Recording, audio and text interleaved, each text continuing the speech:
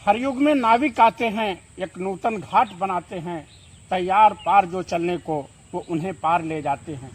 कितने अवतार कितने पैगंबर आए, तू न आया लेकिन तेरे पैगाम बराबर आए।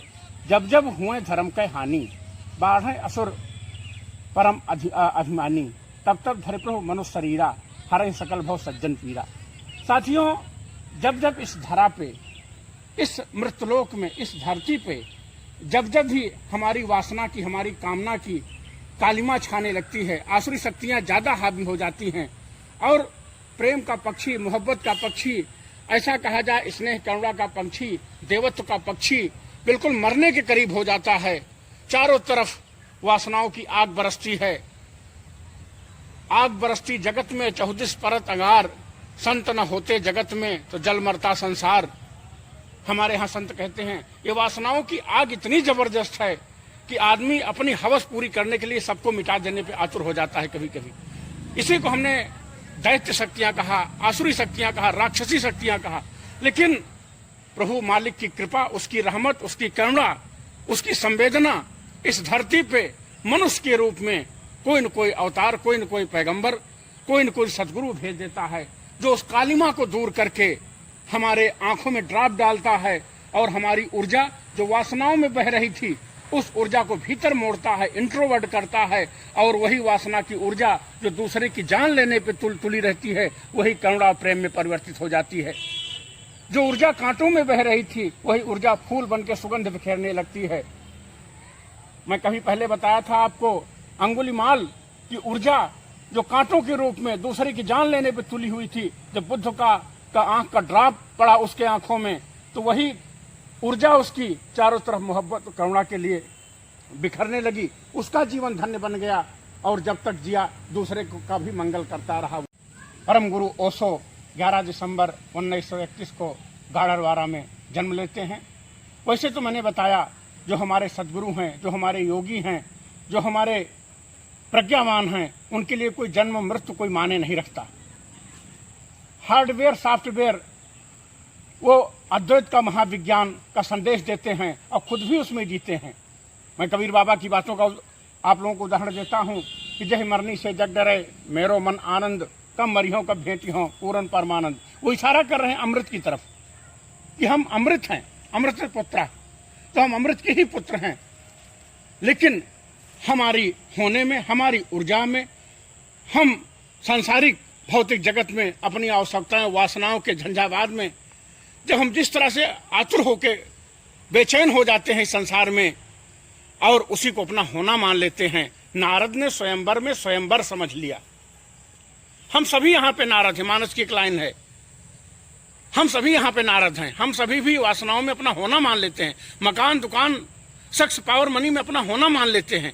लेकिन संत आता है और क्या होता है इसमें कि हम अपनी वासनाओं की पूर्ति के लिए, क्योंकि वासनाओं का जो उसका उत्पाद है वो है अहंकार। हम समबडी हैं, हम आपसे कुछ विशेष हैं और विशेष बनने के लिए हम दूसरे को मिटाने पे, जैसा मैंने बताया अंगुलीमाल का उदाहरण, हम दूसरे को मिटाने पे, दूसरे को नष्ट कर देने पे आतुर हो जाते हैं। लेकिन अपने को हम कुछ विशेष बने रह जाएं।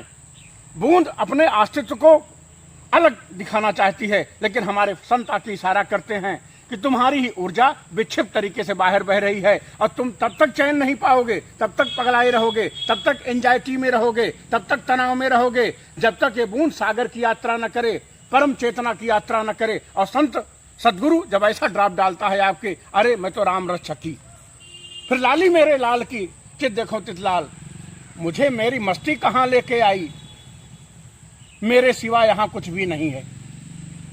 तो मुझे मेरी मस्ती, उस मस्ती में हम डूबने लगते हैं। तो वासना क्या है हमारी? जब हमारी ऊर्जा अराजक तरीके से, अविवेकी तरीके से, अनियंत्रित तरीके से बाहर फेंकने लगती है, जिसपे हमारा अब की ये शरारत मेरे साथ हुई, मेरे घर को छोड़ पूरे शहर में बरसात हुई, अभी तक गुफ्तगू करता रहा औरों के साथ, अभी तक हमारी हमसे ही न मुलाकात हुई। ये है हमारी वासना।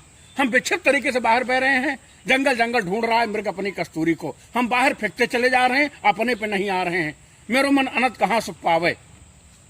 लेकिन संत क्या करता है, सदगुरु क्या करता है, कामिल मुर्शिद क्या करता है, आपको ड्राप डालता है, ठहरिए, रुक जाइए, ठहर जाइए। बुद्ध ने डांटा अंगुलीमाल को, अंगुलीमाल ने पहले डांटा, कहां चला आ रहा है मेरे पास, ठहर जा। तो बुद्ध कहते हैं अंगुलीमाल मैं ठहर गया हूं, तू कब ठहरेगा अपने पागलपन से। तो वही ऊर्जा अभी मैंने इशारे किए आपको, जो कांटे में बह रही थी वो फ्लावरिंग बन के, फूल बन के ऐसी खुशबू बिखेरती है कि हमारा जीवन धन्य बन जाता है। और जहां जहां जाते हैं हम खुशबू लुटाते हुए जाते हैं, राम नाम के हीरे मोती मैं बिखराऊं गली गली। तो आज उस अजन्मा का जन्मदिन है परम गुरु ओशो का। अभी लोगों ने, विनोद मुझसे कहा आज मिठाई खिलाइए सर, आपके परम सदगुरु का जन्मदिन है। बिल्कुल होना चाहिए, मिठाई उत्सव होना चाहिए। हमारे सदगुरु परम गुरु ओशो इशारा करते थे कि जहां भी तुमको खुशी के, आनंद की, उमंग की, तरंग की झलक मिले उसको सेलिब्रेट करो। एक मस्ती में हमारे मनीषियों ने हमारे स्टेशन को 16 भागों में बांटा। 16 स्टेशनों में जन्म है, मृत्यु है, विवाह है, कई संस्कार, 16 संस्कार हैं। लेकिन हम उत्सव कैसे मनाएं अपने जीवन में, कैसे आनंद बिखेरें। हमें परमात्मा को नटराज कहा कभी, हम परम आनंद में कैसे रहें।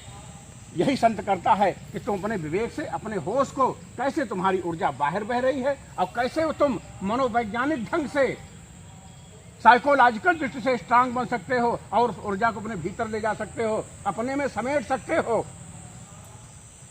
हे अर्जुन, अपनी इंद्रियों को कछुए की तरह समेट। और तो यहीं पे हमारे सदगुरु का कमाल था, परम गुरु ओशो का।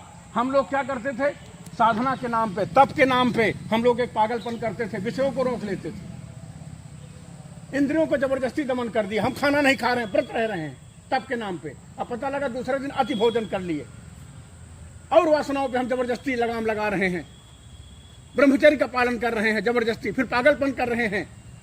ये तो कोई अतियों में डोलना ही तुम्हारी नीति हो गई, ये तो विक्षिप्तता है, यही तो वासना है। तुम अपने पे कैसे आओगे, अपने बिंदु समत्व में कैसे आओगे, समत्वम योग उचिते, मध्यम निकाय पे कैसे आओगे।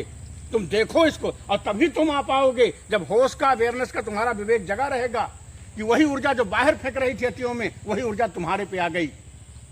वही ऊर्जा जो कांटों में बह रही थी वही फूल बन के बिखरने लगी।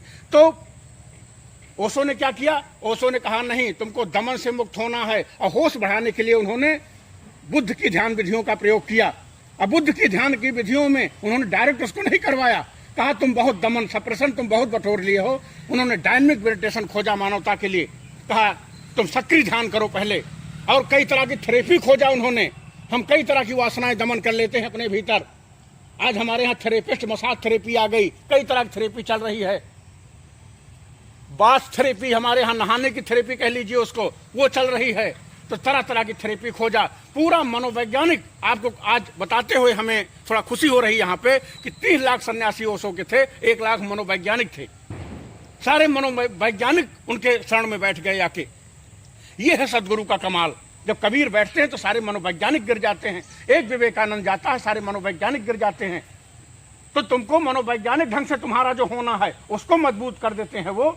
और तो फिर जब तुम मजबूत हो जाते हो, तुम आनंद में आते हो, तुम प्रसन्नता में आ जाते हो, तो जहां जहां जाओगे खुशी, आदमी जहां भी रहेगा वो अपना मंदिर मस्जिद साथ लिए चलता है। हमारे यहाँ एक कहावत है। तो हम जब आनंद में रहेंगे तो जहां जहां भी रहेंगे, मैं एक बात हमेशा कहता हूं, जहां भी जाएगा रोशनी लुटाएगा, किसी दिया का अपना कोई जाति मकान नहीं होता।